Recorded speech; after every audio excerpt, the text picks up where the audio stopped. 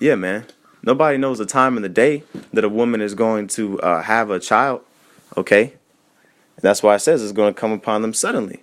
All right.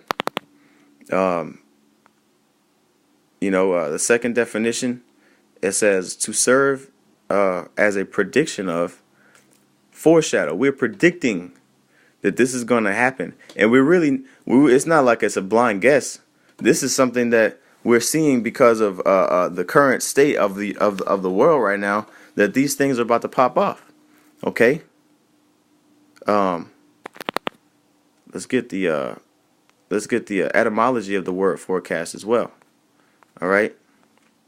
It says forethought, prudence. All right. Probably from the verb forecast, meaning conjectured estimate of a future course. You see, we're estimating, okay, that this is the time, according to our spiritual calculations, that this is the time that is going to happen, man. That the destruction of Babylon the Great is going to happen. Okay. Let's see. A Middle English word for weather forecasting. Also divination by reading signs in the clouds of weather. That's why Yahushua was calling them wicked Pharisees and Sadducees hypocrites, because you could read the signs in the clouds and in the weather, okay, physically, but if you're not spiritual enough to see the spiritual forecast, man, then that's, you're not supposed to be in the leadership seat. You can't call you can't call yourself a man of the Lord. All right, this is the verb forecast from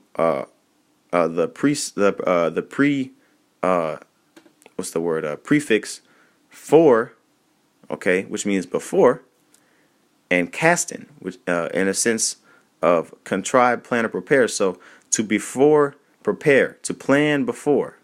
Okay, that's what we're doing. We're planning before. We're telling you as well. All right. And also cast, okay, from the root word cast, which means predict. So we're predicting before, okay, predict events. I'm sorry, we're predicting the events that before they happen, okay. Let's see. To perceive, notice. Okay, we're noticing. Oh wow! According to these signs that we're seeing in the world right now, all manners of wickedness that are going on in the world, that have never been so prolific as they are today. I'm sorry, so prolific as they are today. Okay. We can tell that these are that these are the last days, man. Okay. So back to the scriptures. Continuing in 1 Thessalonians chapter 5, verse 4.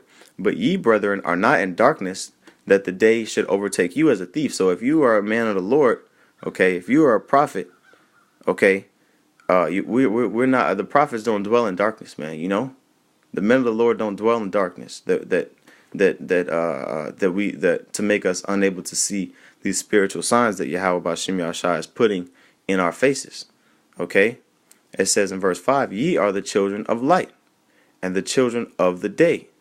We are not of the night, nor of darkness. Therefore, let us not sleep, as do others. A majority of people are sleeping on their watch. All right? A majority of people do not pay attention to the spiritual signs that the Lord is putting in the earth, because they're so consumed in their physical carnal lusts.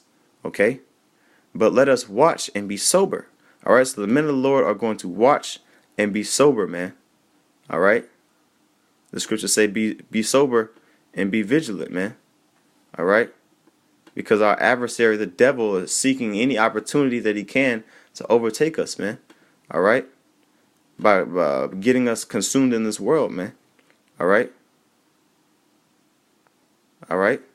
So we're supposed to continue we're in the things that we were taught, man. You see? Let me see if I can get that. Continue in the things. Yep. This is Second Timothy chapter 3 and 14. All right.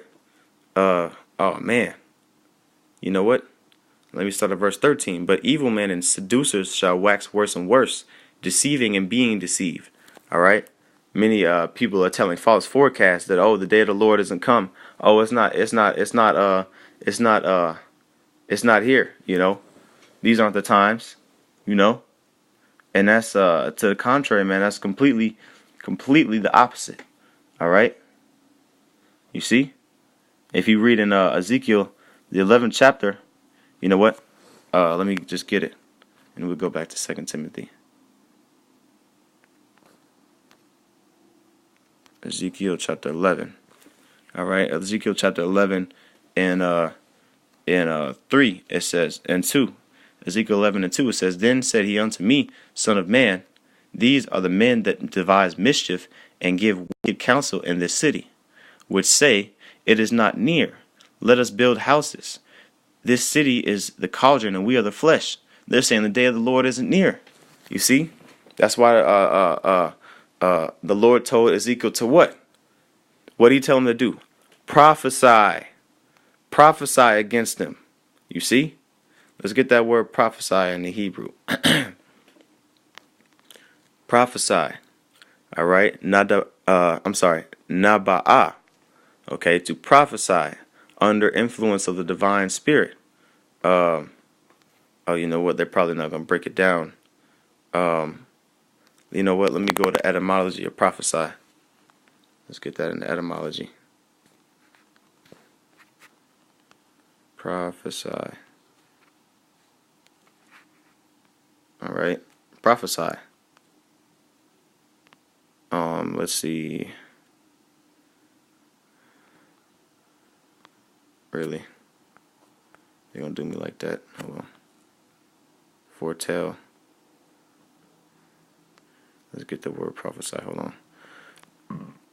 Let's see. Yeah.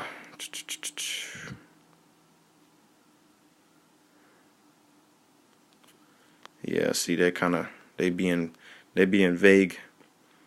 All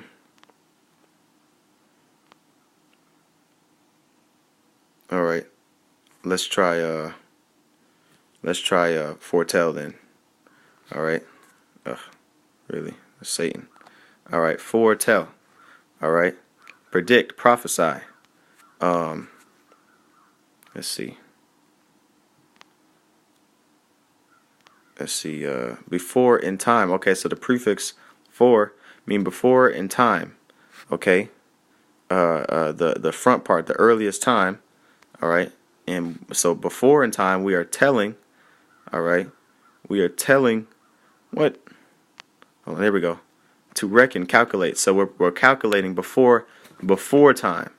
All right, we're computing, we're considering, we're taking these things into account before time, before they actually happen. All right, that's essentially what it means to prophesy. I didn't really break it down in the etymon line, but going back to 2 Timothy chapter 3.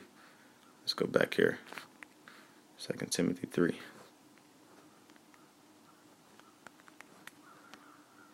All right.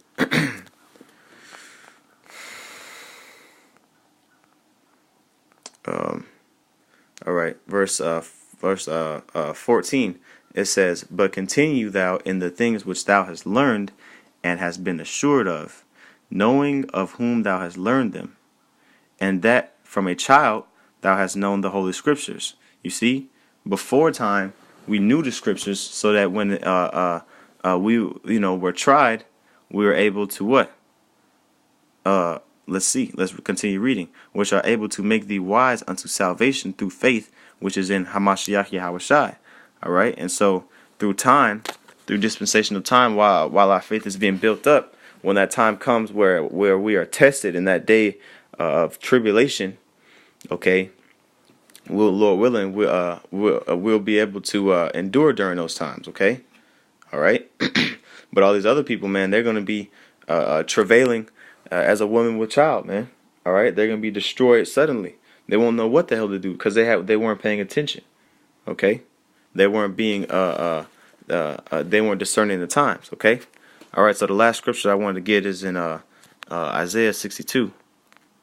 All right, because that's ultimately what a forecaster is. He's a watchman. Okay, Isaiah 62, I'm going to start at verse 6.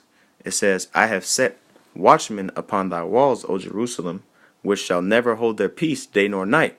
All right, so we're supposed to continually give spiritual forecasts, man. You see? We're supposed to continually tell the world, all right, specifically our nation, what is to befall them, okay? Like if you read in Genesis, the 49th chapter, all right, I'm going to get that real quick. Genesis 49, and 1, it says, And Jacob called unto his sons and said, Gather yourselves together, that I may tell you that which shall befall you in the last days. You see, the men of the Lord were forecasters, man. They're prophets, man. They tell the things that are to come. Okay, you see. All right, and so if you go back to Isaiah 62. Okay, continuing on, it says, which shall never hold their peace day nor night. Ye that make mention of Yahweh, keep not silence. All right, so we're not supposed to get the forecast and just not publish it. You see, we're supposed to proclaim on the housetops. All right, as it is written in Matthew the 10th chapter, man. You know what? I gotta get these precepts. Matthew 10 and 27. All right, I think it's the 27th verse. All right, Matthew 10 and 27. What I tell you in darkness, that speak ye in light, and what ye hear in the ear, that preach ye upon the housetops. All right. So we're supposed to. It doesn't matter. It doesn't matter if they don't want to hear it, man. All right. Romans the 3rd chapter. You see what I'm saying? It says, "Fear not them which kill the body, but are not able to kill the soul." You see what I'm saying? Don't fear Esau, man. He can't do anything but destroy your body, man. All right. We're supposed to fear Yahweh Shem Yahushai, which is able to destroy both the soul and the body in a terrible condition, man. All right. He can get us way worse than Esau can, man. All right. You better believe it, man. All right. So let's go back to, let's finish this off in Isaiah. Oops. Isaiah 62. All right. Isaiah 62 and 6. I'm sorry, Isaiah 62 and 7. Give him no rest till he establish and make thee, till he establish and till he make Jerusalem a praise in the earth. Okay, so we're supposed to continually publish the things that we see. Okay, a watchman is supposed to tell and proclaim that thing which he sees, man. All right. So hey, Lord willing, you brothers will edify. With that, I'm gonna give all praises to Yahweh Shem Yahushai. Once again, double honors to the apostles and elders of Great Millstone, and peace and salutations to the elect of the nation of Israel. Shalom.